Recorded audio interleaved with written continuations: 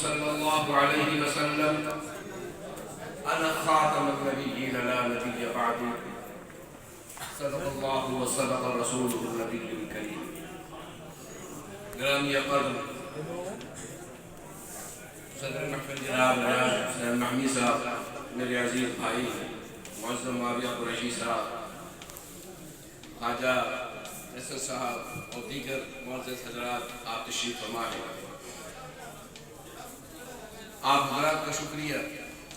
میں کوئی واعظ یا خطیب آدمی نہیں ہوں. میری نسبت ایک تہمت کی حیثیت سے میرے ساتھ ہے کہ ایک خاندان کے ساتھ جڑا ہوا ہوں. آپ حضرات کے وہاں ایک خاص مقصد اور ایک عنوان کو بیان کرنے کے لیے تشریف بھی لائے ہیں، تشریف فرما بھی ہیں. میں کچھ گزارشات، مجھے نہیں معلوم میرے پاس کتنا وقت ہے. میں مختصر نہیں، اگر آپ اجازت دیں گے تو میں کچھ عرض کر سکوں، کیونکہ میں کچھ حقیقتی تو ہوں نہیں کہ میں تھوڑا سا لکھنے پڑھنے کا آدمی ہوں. ٹوٹا پھوٹا جو مجھے آتا ہے میں آپ کی خدمت میں عرض کروں. اللہ تعالیٰ نے آپ سب حضرات کو جو صلاحیت بخشی ہے اور وہ ہے آئین اور قانون کی تشریح کر دینے کی صلاحیت. آپ قانون دان ہیں، وکلاء حضرات ہیں.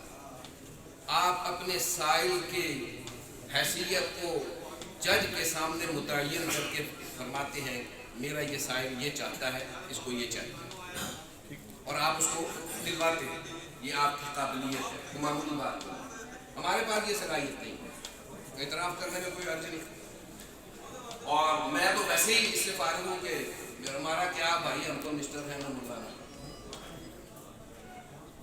آپ حضرات کا جو کنٹریبیوشن ہے اس حوالے سے عہد حاضر میں اس کی اہمیت اور ضرورت اتنی زیادہ ہے کہ ہم جیسے لوگوں کی اتنی ضرورت نہیں ہے. اس لیے کہ آپ اس طبقے کو ٹچ کرتے ہیں، اس طبقے کے ساتھ اٹھتے بیٹھتے ہیں، اس فیکلٹی میں آپ مرج کرتے ہیں جہاں پر نقاب پوش بہت ہے. ہمارا بیوروکریٹک سسٹم ہو، ہماری جوڈیشری ہو، ہمارے وکلاء ہو، ہمارا پڑھا لکھا طبقہ ہو، اور دیگر نہیں. آپ کا امپریشن ہم جیسے سے زیادہ ہے. اور جب آپ بات کرتے ہیں اس موضوع پر بھی، ختم نبوت کا موضوع ہے، تو لوگوں کو تھوڑا سا اچنبھا ہوتا ہے، اجنبی سا لگتا ہے کہ یہ ایک کلین شیپ سوٹڈ بوٹڈ آدمی، کالا کوٹ پہنا ہوا ہے، پینٹ پہنی ہوئی، ٹائی لگائی اور کہہ رہا ہے کہ میں حضور صلی اللہ علیہ وسلم کی ختم نبوت پر کوئی آنچ نہیں آنے دوں گا. تو تعجب تو ہوتا ہے لوگوں کو، کیونکہ یہ ایک لیبل لگا دیا ملا کے ساتھ کہ یہ کام مولوی کا ہے. اور یہ سب سے بڑا ظلم خود مولوی نے اپنے اوپر کیا. اللہ تعالیٰ نے نبی صلی اللہ علیہ وسلم کو مولوی کے لیے نہیں بھیجا، کافۃ للناس بشیرا و نذیرا، کافۃ للناس، تمام انسانیت کے لیے بھیجا. اور اس انسانیت میں کیا آپ اپنے آپ کو علیحدہ کریں گے؟ ظاہر ہے پارٹ آف دا ہیومینٹی ہے، آپ ہیومن بینگ، آپ مین کائنڈ کا پارٹ ہے.